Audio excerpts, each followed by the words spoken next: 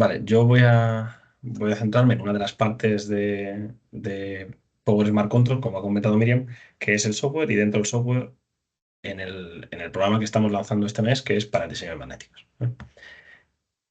El reto que nos enfrentamos con diseños magnéticos y que empezó no como algo que queríamos resolver en general, no como una herramienta que queríamos vender, sino el reto que enfrentábamos nosotros cuando hacíamos nuestros propios convertidores de potencia, es que al final, en el rango de potencias en el que nos movemos ahora, media potencia, digamos 5 kilovatios, 10, 50 kilovatios, hasta 100 kilovatios, los magnéticos se comen una parte muy grande del coste total del producto, del volumen, del peso, de las pérdidas y del tiempo de desarrollo incluso.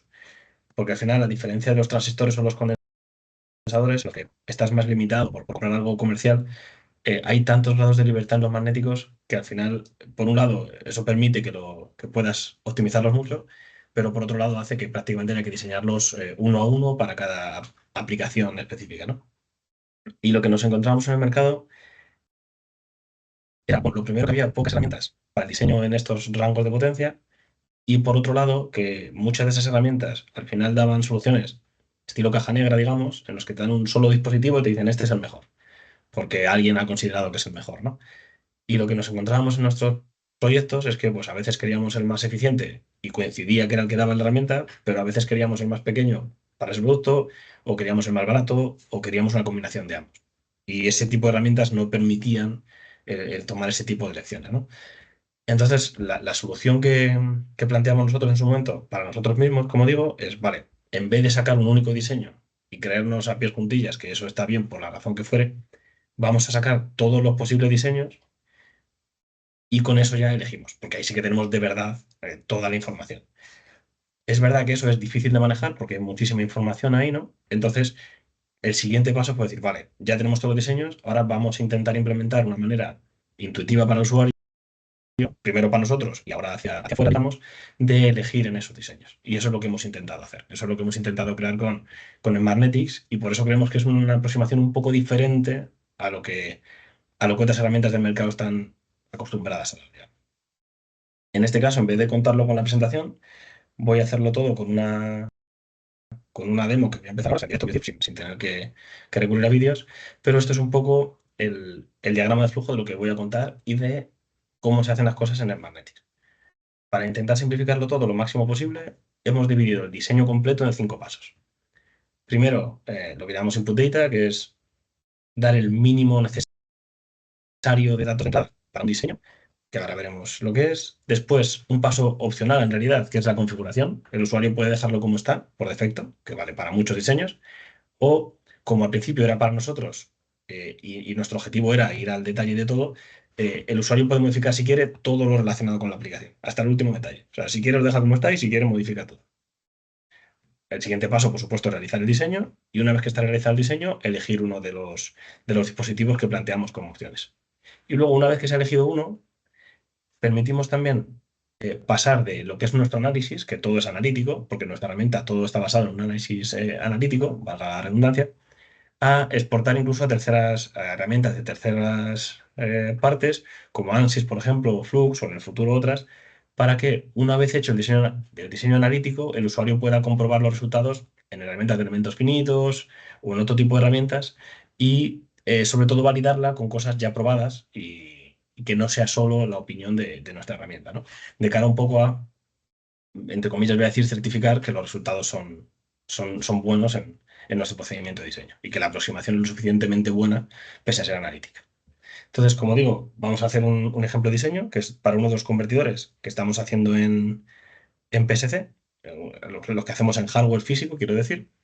En este caso es un inversor trifásico de 50 kilovatios en total, entre las tres fases, una frecuencia de 50 Hz, porque es para inyección aquí en Europa. A ese sinusoidal grande de 50 Hz se sobreimpone el rizado que causa la frecuencia de conmutación, en este caso 30 kHz, y como el filtro es solamente de una bobina, no tenemos LCL ni nada así, es una única bobina en cada fase bastante grande, en este caso 300 microamperes. Entonces vamos a enseñar en directo cómo diseñamos, en nuestro caso, esa bobina que ya tenemos utilizada en nuestros convertidores. Esto es lo que el usuario ve cuando abre el Magnetics, esta es la pestaña inicial. Y aquí puede distinguir un selector principal con el que se elige entre las dos partes, entre las dos ramas de diseño que tenemos actualmente disponibles, que es diseñar un transformador con dos devanados, actualmente solo con dos devanados, o diseñar una bobina. En el caso del transformador, lo mínimo que se pide al usuario es tensión y corriente en el primario y relación de transformación. Y en el caso de la bobina, pues solo corriente y inductancia.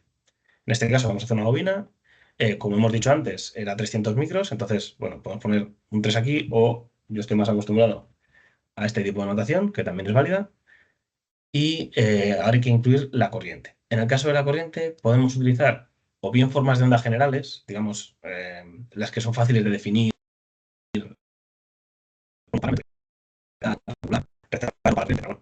el tipo de forma de onda que se pueden definir por puntos, o si no es suficiente con eso, permitimos también cargar un fichero. De esta manera puedes coger cualquier forma de onda de una simulación o de una medida o de cualquier cosa y utilizar una forma genérica. Voy a coger esta. En este caso, lo que he hecho es obtener a partir de una simulación la forma de onda que asumimos que va a tener el inversor trifásico, la misma que he enseñado, perdón, aquí. ¿Vale? Una vez que está elegido eso, corriente e inductancia deseada, el usuario si quiere puede realizar el procedimiento de diseño. Ya automáticamente puede ir a diseño y empezar con ello. Pero como hemos dicho, permitimos, si quiere, modificar todos los parámetros que van a estar presentes en él, por si quiere un análisis más de detalle o algo más centrado en su diseño, o por si el usuario ya tiene cierta experiencia en el diseño de magnéticos, pues poder aplicar, digamos, toda esa experiencia. Eso se hace en el segundo paso, que es configuración, y aquí el usuario puede elegir todo, desde las bases de datos, por ejemplo, qué materiales utilizar. Para este ejemplo, bueno, por defecto está elegido una ferrita, pero como tenemos un rizado de baja frecuencia, de 50 Hz, muchísimo mayor que el de alta frecuencia, es posible para este diseño, o consideramos en su momento, que el problema podía no ser solo las pérdidas, sino también la saturación. Entonces, además de eso, elegimos un material, en este caso fabricado en España, una empresa que se llama Elesa, que está en Euskadi, que al ser un material amorfo tiene una saturación muchísimo mayor que las ferritas. Aquí, por ejemplo, podemos ver que la ferrita que estaba por defecto satura en 0,4 teslas más o menos, lo típico, mientras que el amorfo pues, nos permite llegar a 1,5 teslas antes de saturar. En este caso, podríamos elegir todas si quisiéramos, no hay ningún problema, pero como sabemos que la bobina, en este caso, va a salir muy grande, porque es para un diseño de 50 kilovatios, en este caso directamente vamos a elegir magnéticos muy grandes. En este caso, me decían que es la ferrita más grande de la que disponemos. Además, lo que sabemos es que este fabricante y muchos otros fabricantes no fabrica núcleos E, en el caso de hacerlo en material amorfo, sino que fabrica núcleos U. Entonces, lo que hemos hecho en el Magnetics, voy a hablar es dar la opción al usuario de generar núcleos E, porque hasta ahora, como digo, en la primera versión de la aplicación solo permitimos devanar en la pata central de núcleos E, pero podemos crear un núcleo E a partir de dos U puestos uno al lado del otro. ¿Vale? Entonces, esto en el Magnetic se puede hacer activando esta opción de aquí, generar núcleos E a partir de U, y permite cargar también la base de datos de núcleos U. Entonces, además de este núcleo E, que ya era bastante grande, vamos a añadir núcleos U también bastante grandes para ver si con eso es suficiente para el diseño que creo. Esto es lo referente al núcleo, pero tenemos las mismas opciones con los devanados.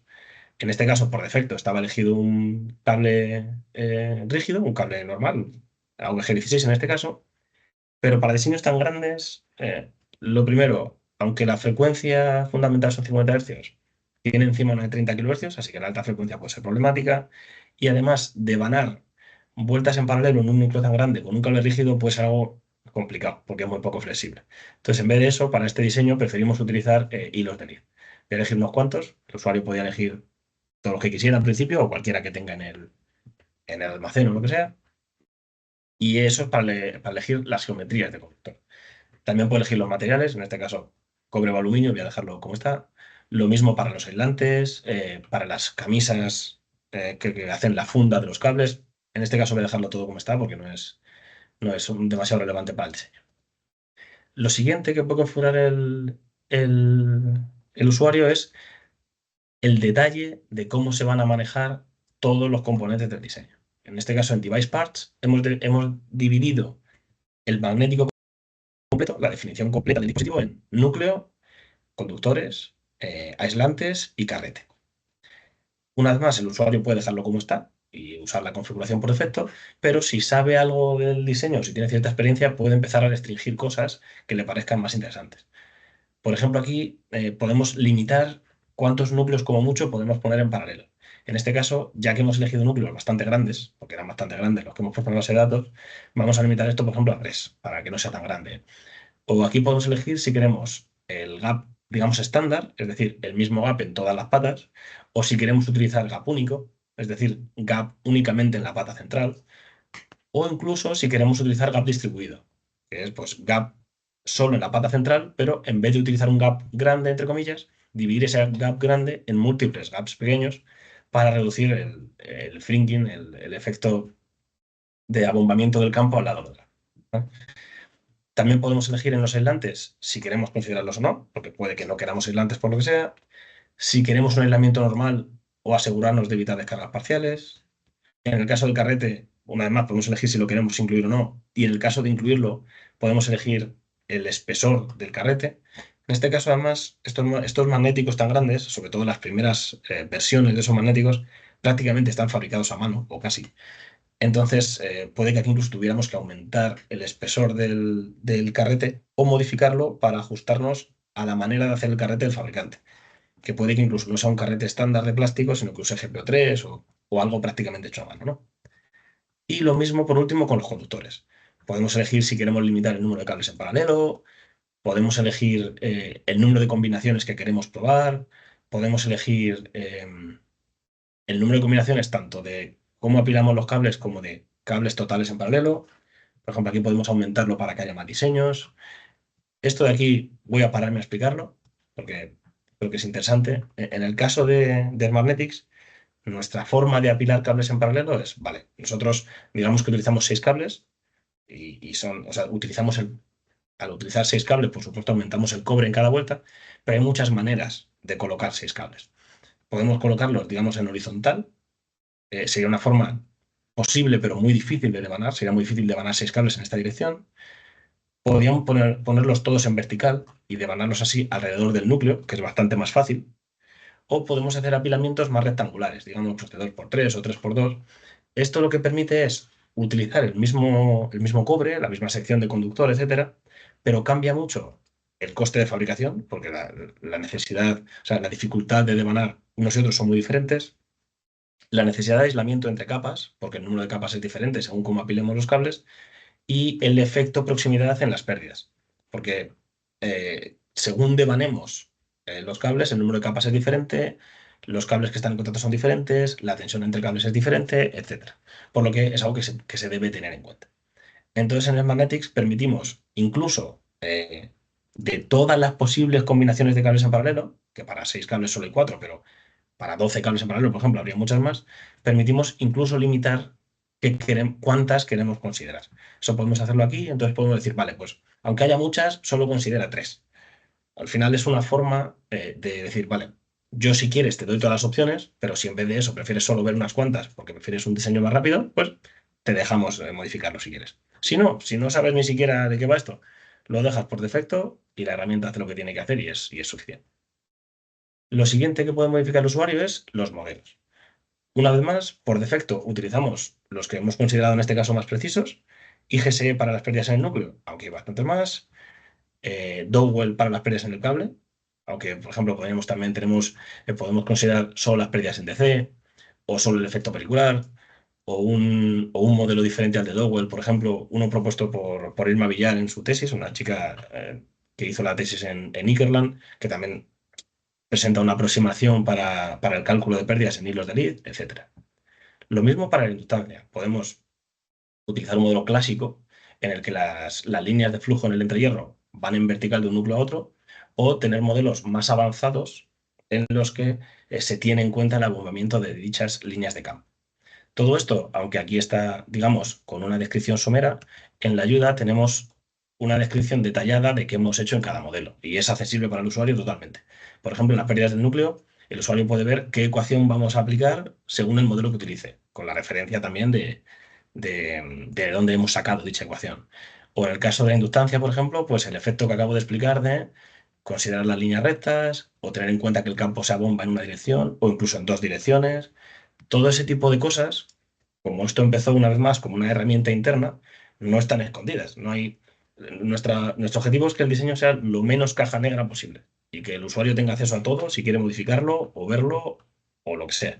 Y que de esa manera pueda también valorar si la aproximación que tenemos nosotros es suficiente para su problema o si no.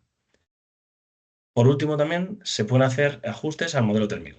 Se puede elegir primero si se quiere calcular una temperatura, por supuesto, y luego dentro de la temperatura, pues con la temperatura ambiente, cuántos pasos como mucho de iteración permitimos para el cálculo de temperatura, porque es iterativo, porque las existencias de convección y radiación dependen de ello. Aquí, por ejemplo, podemos aumentar la temperatura que consideremos en el ambiente, porque 25 igual es un poco bajo para este diseño. Podemos elegir si queremos o no tener en cuenta ciertos componentes o podemos incluso limitar la temperatura máxima para que si hay diseños que van a estar más calientes que un determinado valor que consideremos demasiado alto, porque ni siquiera nos los enseñe. Aquí el usuario puede dejarlo como está una vez más y ya el último paso que queda, si quiere modificarlo, es el general. Aquí hay muy poquitas opciones. Básicamente es cuánto permitimos que nuestro diseño se separe del requerimiento, en este caso un 5% de permitido, que es, por ejemplo, en el caso de las bobinas, cómo de diferente puede ser la inductancia respecto a la que esperábamos. Hemos querido hacer 300 micros, pero puede que no nos haga falta estar tan cerca de 300 micros, porque quizás sea un valor que utilizamos para filtrar, pero en este caso no es un resonante ni nada que nos obligue a tener una inductancia tan cerrada. Entonces, aquí podemos darle un poquito de flexibilidad al diseño para que de esa manera pueda conseguir algunos diseños que igual son más atractivos, sacrificando un poco de precisión en el requerimiento. Y por último, el usuario, si quiere, puede fijar alguno de los parámetros de diseño. Si quiere, puede fijar uno o algunos o todos incluso. Entonces, de esta manera, el usuario puede decir, vale, yo quiero que me diseñes un magnético para la corriente que pido y para la energía que pido, pero quizá ya tenemos hechos los carretes, por ejemplo, y sabemos que solo nos caben dos núcleos en paralelo. O tenemos hecho el hueco en la PCB y solo caben dos núcleos. Bueno, pues lo obligo a que los núcleos en paralelo sean dos y todo el resto lo dejo vacío o a cero para que la herramienta lo calcule. Entonces así podemos ajustarnos muy bien a restricciones de cada proyecto. Y lo siguiente que se puede hacer con esto es, si en vez de fijar solo uno, fijamos todo, por ejemplo, vale, yo quiero dos núcleos y tienen que ser de 394 y quiero que la geometría sea de 100, por ejemplo, y solo quiero tres vueltas o lo que sea, es decir, fijamos todo, la herramienta se puede utilizar en vez de para diseñar, porque si fijamos todo, ya solo hay un diseño, ya está definido el diseño, se puede utilizar para reproducir un diseño anterior o algo que esté hecho en el pasado o algo que esté calculado en papel, digamos, a mano, o algo que venga de otra herramienta y reproduciéndolo aquí puedes obtener nuestra estimación de pérdidas, nuestra estimación de temperatura, los gráficos que vamos a ver más adelante, la capacidad de exportar herramientas de terceros que vamos a ver más adelante, etcétera. O sea, de aquí puedes utilizar la herramienta para analizar en vez de para diseñar, ¿vale? En este caso, como quiero diseñar, no voy a fijar nada, lo voy a dejar como está. Y ya una vez que está todo esto configurado o dejado como está, el usuario puede ir al paso grande, digamos, que es el de diseño. Aquí vamos a ver cuatro gráficas y el procedimiento empieza cuando pulsemos aquí en el icono del play, digamos. Y como he explicado al principio, la diferencia entre la herramienta que proponemos y lo que vemos en el mercado es que nosotros no damos un único diseño, sino que cuando el usuario le da a diseñar, la herramienta empieza a probar todas las posibles combinaciones de los parámetros de los componentes en la base de datos que cumplan las restricciones que hemos impuesto y que den un dispositivo que cumpla con las especificaciones de entrada, con corriente, con inductancia, con la temperatura máxima que hemos fijado, etc. Y aquí podemos ver de forma gráfica, porque cada punto es uno de ellos, todos los diseños que cumplen esas especificaciones. Aquí, por supuesto, hay muchísimos diseños que pueden cumplir esas especificaciones y gracias a una interfaz bastante intuitiva podemos empezar a elegir el que más conviene para nuestro diseño. Que en este caso, para nuestro proyecto, quiero decir, que en este caso, pues puede que no sea el de menor temperatura, que es este de aquí porque el volumen sería muy grande, o puede que no sea el más barato porque la temperatura sea muy alta, o puede que no sea el que tiene menos pérdidas porque también el peso sería muy grande. Ese tipo de cosas que son difíciles de ver si uno solo va a los mínimos, porque normalmente el mínimo en un parámetro implica el máximo casi en otro, aquí podemos ir jugando con la combinación que mejor nos parezca. Por ejemplo, pongamos que queremos, vale, se pueden hacer con todas estas temperaturas, vamos a restringirnos a menos de 100 grados. Podemos elegir así y nos marca en todos los gráficos en todas las variables cuáles son los dispositivos elegidos. Ni siquiera hay por qué restringirse a lo que tenemos aquí. El usuario puede elegir cualquiera de los parámetros que han tenido algún peso en el diseño. Por ejemplo, en vez de coste, por alguna razón puede tener en cuenta las pérdidas en el cable, porque considere que eso es lo importante para este diseño, por la razón que sea. Pues puede elegirlo. Y ve el impacto de elegir cualquiera de las métricas en todas las demás. En este caso, por ejemplo, estamos viendo que dentro de hacer un dispositivo que alcance menos de 100 grados, podemos hacerlo con 2 núcleos en paralelo o con 3. Pues ya que podemos elegir cualquiera de ellas, vamos a quedarnos solo con 2 núcleos en paralelo, que quizás sea más fácil de fabricar, y elegir un subconjunto dentro del conjunto que ya habíamos elegido. Y aquí podemos ver por qué esos dispositivos están aquí agrupados, más o menos tienen misma temperatura, etcétera, más o menos tienen las mismas pérdidas, mismo peso, la distribución de las pérdidas en el cable es un poco diferente, pero aquí ya a un subconjunto pequeño, dispositivos que pueden ser válidos para nosotros. Con la ventaja de que en vez de dar uno solo, que aunque sea mejor en una variable, es poco mejor, puede ser mucho mejor en otras. Por ejemplo, en este caso vemos que este dispositivo solo tiene quizá 0,1 vatios menos que este, que es algo que probablemente sea irrelevante en un convertidor de 50 kilovatios, pero a cambio puede tener ventajas muy grandes en otros aspectos. Igual es más fácil de devanar, o es mucho más barato, o consideramos que la distribución de pérdidas es mejor, o lo que fuera. Entonces, una vez que hemos elegido ya un subconjunto que nos parezca interesante, aunque aquí ya vemos bastantes variables, que son 8, podemos ver incluso más en el siguiente apartado, que es selección. Aquí solo se muestra lo que hemos elegido en las pantallas anteriores y podemos ver hasta el último detalle que hemos considerado en el diseño. Aquí podemos ver, por ejemplo, de todos los que hemos elegido, que tienen un peso parecido, porque prácticamente son el mismo diseño, hemos elegido un grupo pequeño, tienen, por ejemplo, la misma temperatura máxima prácticamente, están en torno a 90 y muchos grados todos ellos, el coste no es muy diferente, la inductancia, por supuesto, son 300 micros, que es lo que hemos fijado en el diseño.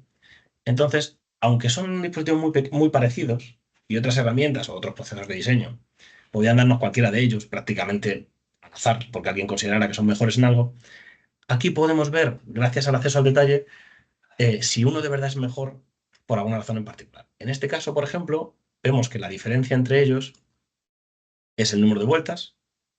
Lo hay con 12 vueltas hasta 16 vueltas. Eso, por ejemplo, tiene un impacto en el gap, tiene un impacto también en la máxima densidad de flujo de saturación, perdón, densidad de flujo que va a alcanzar el material. Entonces, en este caso, como para nuestro proyecto concreto, sabemos que a veces la corriente va a ser mayor incluso que la que esperábamos. Dentro de que todos son parecidos, vamos a elegir solo los que están incluso más lejos de la saturación. Recordemos que si hemos elegido un material, en este caso un amorfo, que satura 1,5 teslas, todos son válidos, pero vamos a centrarnos en los que están incluso más lejos, por si la corriente por lo que sea aumentar. Dentro de ellos, vemos que todos tienen 4 cables en paralelo, pero es muy diferente la forma en la que está hecho el devanado. En este caso tenemos un devanado 1x4, en este 2x2 y en este 4x1. Voy a volver a la presentación. Eso quiere decir que hay uno que el devanado lo haría en horizontal, que es muy difícil de devanar, como hemos dicho antes, otro en vertical, que es más fácil, y otro con una estrategia 2x2, que es un cable cuadrado, digamos. O sea, hacer paquetes cuadrados de cables y hacer las vueltas con eso. Como en principio nos parece que eso es más fácil de devanar, vamos a elegir este de aquí, y una vez que elijamos uno, podemos darle aquí a seleccionar diseño, y el último paso de aquí, que era dispositivo, se activa. Hasta ahora no era accesible. Una vez que hemos elegido uno, vamos aquí y podemos ver en mucho detalle los parámetros de ese que hemos elegido. Primero, la distribución geométrica, que está bien pues, para ver si en la ventana está lo suficientemente vacía para poder devanarlo, cómo se van a colocar las vueltas, si tiene sentido el volumen total y las dimensiones totales, etc. Aquí, por ejemplo, podemos ver lo que he explicado antes, que en vez de hacer un núcleo E, hemos utilizado dos núcleos U, uno al lado del otro. Aquí podemos ver las dimensiones totales. Podemos ver también más en detalle el desempeño del dispositivo en temperatura, porque en las gráficas anteriores habíamos visto el valor máximo de uno de los puntos del dispositivo, del que fuera el más caliente. Pero aquí podemos ver incluso la distribución de temperatura. Podemos ver, por ejemplo, que esperamos que el devanado esté a 93 grados, la pata central a 91 prácticamente, la lateral y la parte de abajo un poquito más fría, etc. Una distribución de 5 o 6 puntos calculados analíticamente, una vez más, de la temperatura del dispositivo. Lo siguiente que podemos ver es el impacto de la elección de modelos que hemos hecho anteriormente. Por defecto he dejado los que la herramienta tiene seleccionados, que son los más, consideramos más precisos para el cálculo, pero aquí el usuario puede ver qué habría pasado si hubiera elegido otros modelos. Por ejemplo, en el cálculo de pérdidas en el núcleo, podemos ver que si para la forma de onda elegida, que tiene una sinusoidal de baja frecuencia a la que se sobreimpone un rizado de muy alta frecuencia, el modelo de Steinmetz clásico habría dado pérdidas demasiado bajas, mucho menores que las que hemos considerado. O el modelo GSE habría sobreestimado en mucho las pérdidas. ¿Esto está bien? Lo primero, para ver en qué afecta la elección de modelos.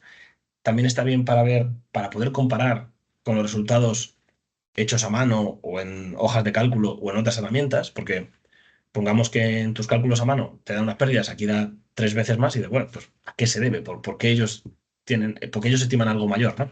Pues aquí se pone la diferencia entre estimarlo por statement normal o por statement por armónicos o con el IGSE. Y eso puede dar una idea de si hasta ahora no estaban cuadrando las pérdidas en algún cálculo, pues de dónde puede venir esa diferencia, ¿no? Lo mismo con la inductancia. Hemos explicado antes que hay modelos que consideran que las líneas de flujo en el entrehierro van rectas de un núcleo a otro y otros que ya tienen en cuenta que se abomban en una dimensión por el efecto fringing o incluso en 3 dimensiones. Pues aquí podemos ver esas diferencias, ¿no? Si hacemos el cálculo con el modelo que consideramos más preciso, tenemos los 300 micros que esperábamos, porque es lo que hemos pedido para el diseño, pero habríamos tenido otras inductancias si hubiéramos hecho el cálculo, o sea, no, la inductancia es la misma, quiero decir, pero si para el cálculo hubiéramos utilizado otros modelos, habríamos obtenido aproximaciones diferentes. Entonces también esto permite ver por qué es importante elegir modelos precisos en estos casos, porque la diferencia es muy grande, y permite comparar con resultados obtenidos de otras maneras para incluso de manera intuitiva decir, vale, hasta ahora en mis dispositivos me estaba quedando corto de inductancia, pese a haber hecho incluso simulaciones 2D en ANSYS o en elementos finitos que sea, y me estaba quedando corto. Pues esto te da una idea de por qué. Por ejemplo, aquí podemos ver que si solo simulas en 2D, que es tener en cuenta un modelo que solo tiene 2D, vas a tener una diferencia en la inductancia esperable. Entonces, puedes incluso encontrar errores, o no errores, sino faltas en tus propios modelos de simulación. Entonces, esta herramienta, esta pestaña nos parecía muy interesante. No estaba la última vez que hicimos el webinar antes del apagón y es algo que nos ha dado tiempo al final de desarrollar para esta versión. Pensamos ir para la siguiente y ya está incluido. Ya el usuario tiene acceso a todo este tipo de información.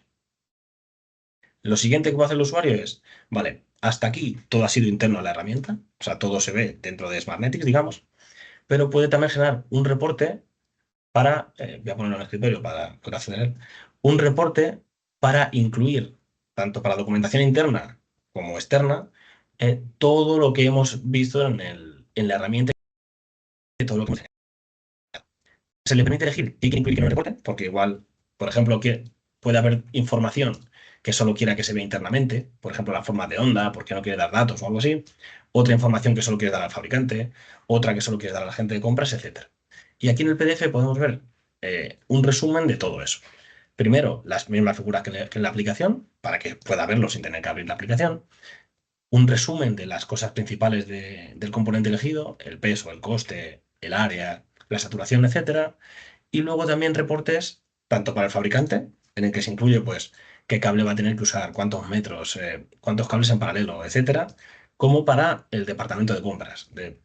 Para un dispositivo o para N dispositivos que haya elegido, pues cuántos núcleos hay que comprar, cuántos metros o kilos de cable, cuántas carretes, cuántos termopares si lo ha elegido, etcétera.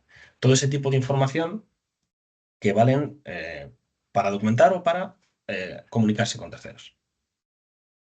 Y ya por último, una vez que el usuario ha elegido el diseño, los resultados analíticos le parecen buenos. Si quiere, ha hecho el reporte, etcétera. Permitimos un último paso que es validar nuestros cálculos con herramientas externas. En este caso tenemos la capacidad de exportar a ANSYS y a Altair. En el caso de ANSYS podemos exportar a ANSYS Maxwell si queremos simular tensión o corriente o campo eléctrico, o a ANSYS Icepack si lo que queremos es simular temperatura. ¿Vale? Si el usuario no sabe utilizar ANSYS, no hace falta que aprenda nada, automáticamente se le crea todo, se crea el modelo, las perturbaciones, etcétera. Pero si el usuario quiere, incluso desde aquí, configurar la simulación, puede elegirlo. Puede decir, vale, yo quiero considerar los aislantes en la simulación, o la región quiero que tenga determinado tamaño, o quiero que el mallado tenga tal precisión, etcétera. Entonces, igual, voy a elegir dónde quiero crearlo y voy a darle a crear modelo de ANSYS. ¿Vale? Lo que ha hecho la herramienta aquí es crear una descripción completa del proyecto, o sea, tanto de los materiales como de la geometría, como de las perturbaciones, incluso la forma de onda de corriente, tensión, etcétera, y reproducirlo en un fichero Python. De esta manera, si el usuario quiere, puede hacer la simulación más adelante en este ordenador o pasarle este fichero Python a otra persona porque aquí no haya licencia de ANSYS y la simulación le haga un tercero, etcétera. Para este paso no hace falta tener licencia de ANSYS ni ANSYS instalado aquí siquiera. Pero si el usuario lo tiene, podemos elegir el path en el que está ANSYS. Voy a copiarlo porque este no es mi ordenador. Entonces, no está puesto aquí por defecto. Perdón. Si no, el usuario puede buscarlo aquí, con el clásico buscador de Windows, ¿no? Perdón. Si el usuario tiene instalado ANSYS, como estaba diciendo, puede directamente lanzarlo desde aquí, presionando aquí, ¿vale? Lo que hace ahora la herramienta es lanza ANSYS desde la ruta en la que esté configurado y reproduce en él tanto los materiales que hemos elegido en la base de datos, como las geometrías que hemos utilizado, como la forma de apilar los núcleos que hemos elegido, reproduce las perturbaciones de tensión o corriente, etcétera. Todo automáticamente sin que el usuario tenga que hacer nada. Y prepara también los reportes, tanto de inductancia, resistencia, pérdidas, etcétera, como en los gráficos de campo eléctrico, campo magnético, temperatura, etcétera. Al final, con la idea de si el usuario ya sabe usar ANSYS, le facilitamos mucho la creación del modelo e incluso puede modificarlo después en ANSYS, porque una vez que está creado dentro de ANSYS puedes modificar lo que quieras. E incluso si el usuario no sabe nada, sin tener que saber ni una coma de ANSYS, puede lanzar una simulación, puede crear el modelo, puede ver el reporte de inductancia, pérdidas, etcétera, puede hacerlo todo automáticamente. Aquí, bueno, como se ve en la pantalla, ya está lanzándose y lo que hace es, perdón, me quita el ratón, primero crea el proyecto y ahora va a empezar a reproducir todo lo que ya hemos configurado.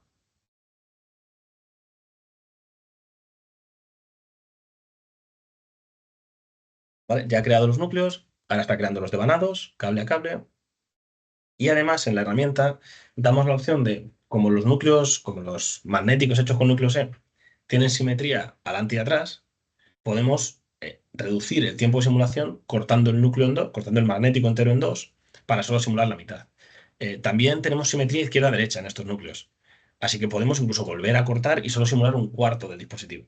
Todo eso el usuario lo puede configurar en Magnetics y se lo damos hecho automáticamente. Automáticamente la geometría se corta, se generan los planos de simetría, se incluyen los multiplicadores de simetría, etcétera, para que los resultados para que los resultados automáticamente tengan en cuenta todos esos cortes que hemos realizado. ¿Vale? Ahora la herramienta acaba de terminar con la geometría en 3D y lo que permitimos es no borrar la 3D, sino que al usuario le damos todo. Generamos la 3D.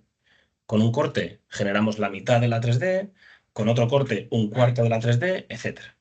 Por no esperar a que la simulación acabe, esto es lo que ofrecemos al usuario. Al final, el núcleo completo, el núcleo con solo la parte delante, solo un cuarto, en algunos casos, si también hay simetría arriba-abajo, un octavo, etcétera. Todo eso se lo damos al usuario ya hecho. Aquí no voy a esperar a que realice la simulación, el usuario simplemente tendría que darle a analizar. Voy a enseñar los resultados que obtuvimos de esta simulación. Aquí podemos ver que habíamos esperado una temperatura, solo diseñando en 5 puntos, máxima de 93 grados en el devanado, unos 91 en el centro del núcleo, 88, 89 en los laterales, y en ANSYS podemos ver pues, una distribución con mucha más resolución, muchos más puntos de la misma temperatura. En el caso de ANSYS nos da una temperatura máxima de 92 grados en vez de 93, así que bastante cerca, con temperaturas máximas tanto en el devanado como en la pata central, un poco más frías en la parte lateral y en la parte externa del núcleo, como habíamos predicho aquí, y como se puede ver, un ajuste de datos bastante bueno. Con esto conseguimos aunar, por un lado, el realizar cientos o miles de diseños de manera analítica, con modelos lo suficientemente buenos para obtener una estimación buena de temperatura que nos permita elegir si ese dispositivo es o no utilizable. Y luego ya, para el que elijamos, sí que podemos realizar una simulación de muchísima precisión, a cambio de ser muy lenta, en este caso tardamos más de 2 horas en realizar esa simulación, pero que ya nos permita un detalle de la distribución de temperaturas exacta, de cómo va a fluir el calor fuera incluso del componente, etc. Al final, eso es lo que nosotros consideramos que es un gran aporte al usuario, que es esa combinación de las dos cosas y el hacer que el usuario no tenga que ya saber de antemano cómo manejar herramientas de elementos finitos, que son algo bastante tedioso de aprender y bastante costoso. Esta que he enseñado es ANSYS. Voy a borrar esto ya, porque no tiene interés. Lo último que permitimos al usuario es exportar a otra herramienta de elementos finitos, que es Flux de Altair.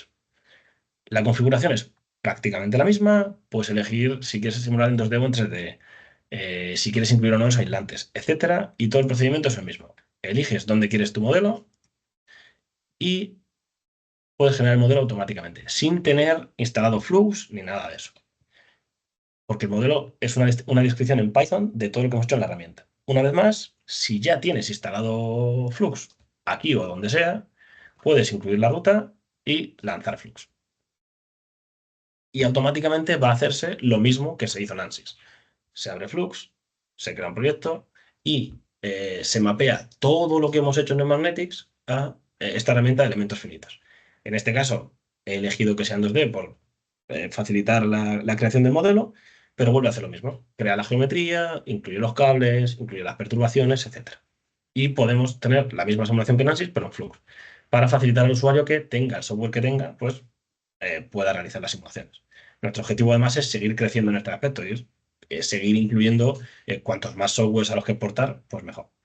Una vez más, no voy a esperar a que acabe la simulación, solo voy a enseñar los resultados. Y aquí podemos ver pues, que gracias a este tipo de herramientas podemos ver en detalle, por ejemplo, la distribución del campo magnético. En ANSYS, perdón, en Magnetics, solo damos el campo máximo, 0,9, para ver si satura o no satura.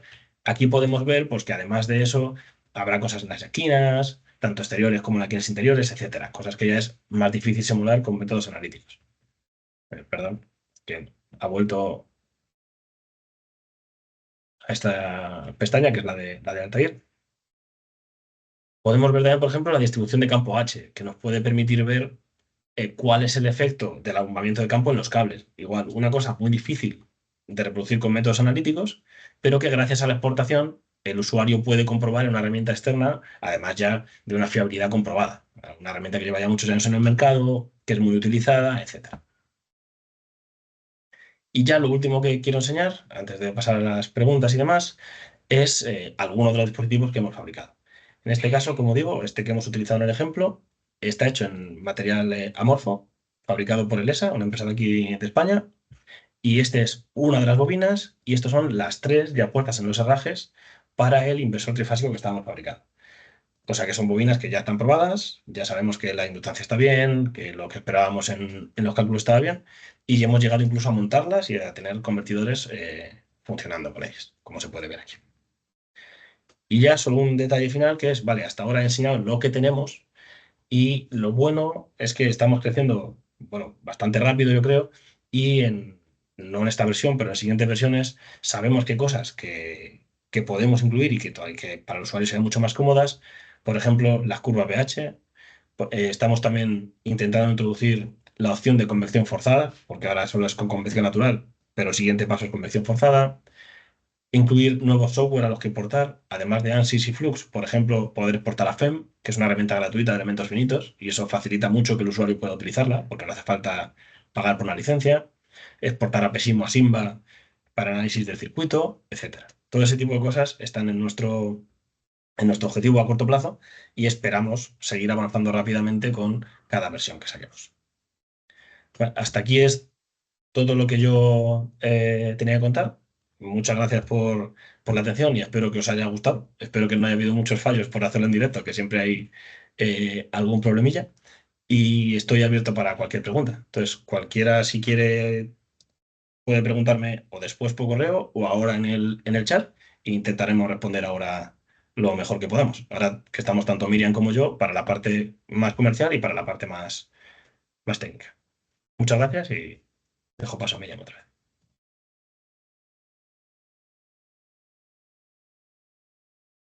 Pues nada, muchas gracias, Jaime. Veo que están escribiendo. Mire, tienes una pregunta ya en el chat. A ver.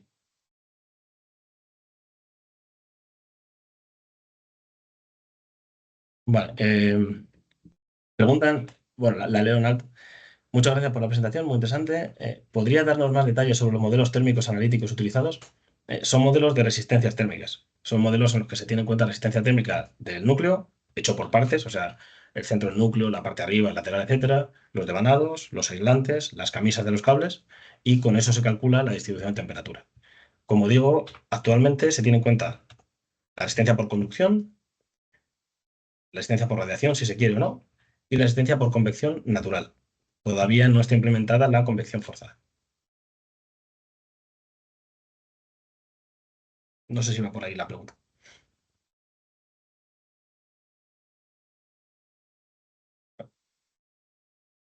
Bueno, mientras que escriben en el chat, en el caso de que tengan alguna pregunta, recordaros que justo durante finales de este mes, principios del mes que viene, durante junio, es el lanzamiento de Smartnetics, con lo cual podremos generar trials. Podéis ir rellenando, he visto que alguno ya lo habéis hecho, el formulario de Get a Trial que está en la web, incluso si queréis escribirnos personalmente también. Y bueno, apuntaremos vuestra solicitud y en cuanto estén disponibles, os los haremos llegar.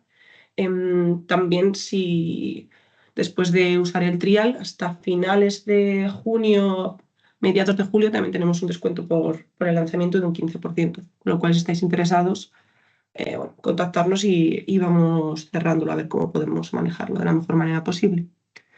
Vale, creo que están Sí, como escribiendo ha dicho también otra Miriam, pregunta. sí, como ha dicho Miriam, la mejor manera de probarlo al final es, podéis pedirnos una demo, la utilizáis y si os gusta, pues encantados. Y si veis algo que no os gusta, pues también encantados de escuchar qué parte está mal para seguir desarrollándola. Como he dicho al principio, esta herramienta es, bueno, en este caso ya es para vender hacia afuera, pero también es la que utilizamos nosotros para nuestros diseños. Entonces, todo lo que sigamos creciendo nos viene bien a todos, tanto externamente como a nosotros. Vale, leo la siguiente pregunta. Hola, ¿el programa tiene en cuenta la forma de onda de la corriente por el devanado? Sí. Voy a compartir pantalla un segundo. En la primera pestaña, el usuario puede elegir formas, digamos, genéricas, sinusoidal, triangular, y definirla por puntos, etcétera, o incluso cargar un fichero. Y se tienen en cuenta para las pérdidas en la forma de onda todos los armónicos que haya que considerar, e incluso se tiene en cuenta esta forma de onda para el cálculo del campo B en el cálculo de las pérdidas en el núcleo. O sea, tanto los armónicos para las pérdidas en el cable como la forma de verdad temporal para el cálculo de pérdidas en el núcleo. O sea, que ambas cosas. Tanto en, tanto en bobinas, en los que de la corriente se obtiene la tensión, como en transformadores, que como se da la corriente y la tensión, pues con la corriente se calcula las pérdidas en el devanado y con la tensión las pérdidas en el núcleo. Si se activa el transformador, como digo, se puede elegir la corriente perdón, la tensión del primario.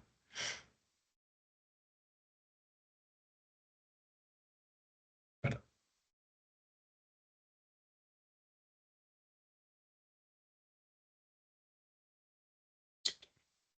Bueno, en el caso de que no haya ninguna otra pregunta, bueno, lo que ha comentado Jaime y lo que os he comentado antes, podéis contactarnos por correos y luego, pues, una vez que recibáis la grabación o después de procesar todo un poco, os surge cualquier otra pregunta, nos podéis contactar y sin ningún problema os contestamos.